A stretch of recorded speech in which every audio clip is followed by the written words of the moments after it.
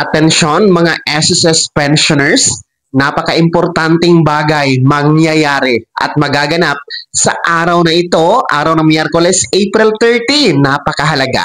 Pag-uusapan natin sa video na ito. Hold up.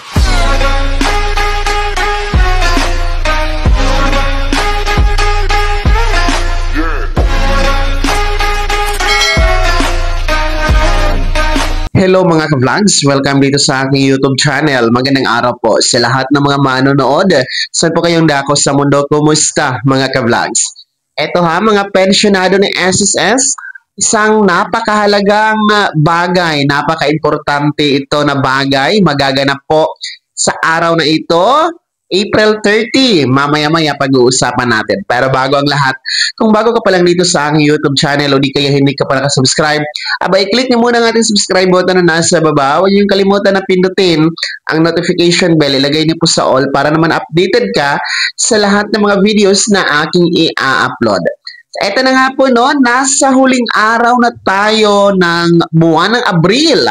Today is April 30, araw ng Miyerkules. Kaya naman po, isang napakahalagang bagay, napakahalagang advisory mula po sa SSS ang dapat ninyo makomply at magawa sa araw na ito. Ibig sabihin, hindi na ito pwede bukas dahil may penalty na, may punishment na, kumbaga, may consequence na magaganap kapag hindi nyo ito magawa sa araw na ito, April 30. Yes, para po ito sa ating mga pensyonadong merong birth month o buwan ng kapanganakan, itong buwan ng Abril. No? Kung kayo po ay nagdiriwang ng birthday ngayong buwan ng Abril, kayo po ay nire-required ni SSS na mag-comply ng annual confirmation of pensioners, no? Or SSS AKOP. Yan po ay nakabase sa Circular Number 2023-013 na may titulo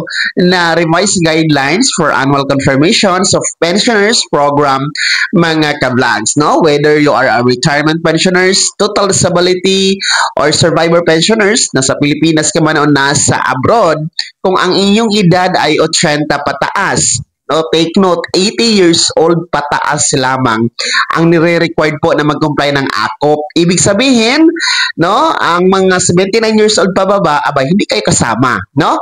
So, please comply your AKOP sa araw na ito, deadline po. May panahon pa kayo, no?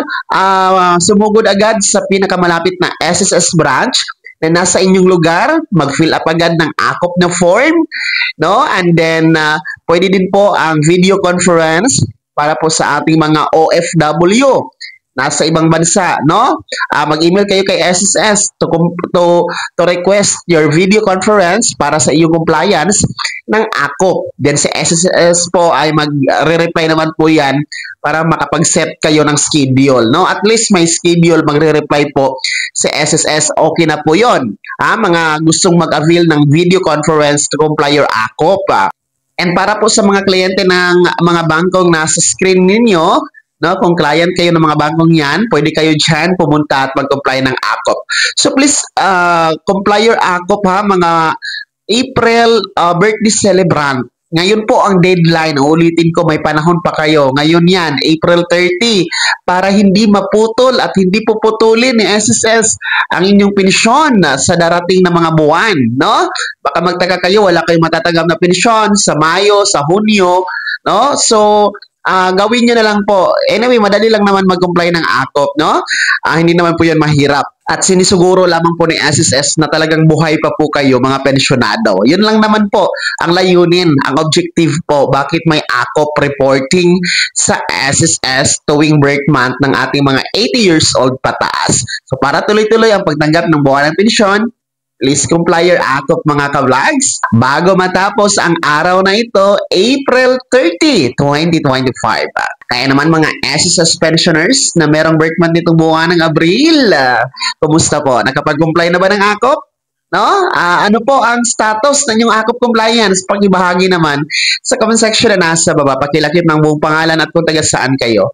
Bago ako magtapos sa video na to, kung gusto niyo pong sumuporta sa aking YouTube channel, maaari niyo pong i-click ang ating super thanks button na nasa baba. Sa mga gusto maging miyembro, pwede po. I-click niyo po ang ating join button.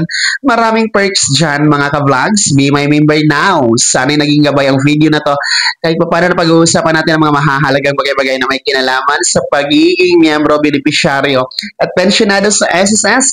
Kung hindi ka pa nakasubscribe dito sa aking YouTube channel, maaari nyo nang i-click ang ating subscribe button na nasa baba.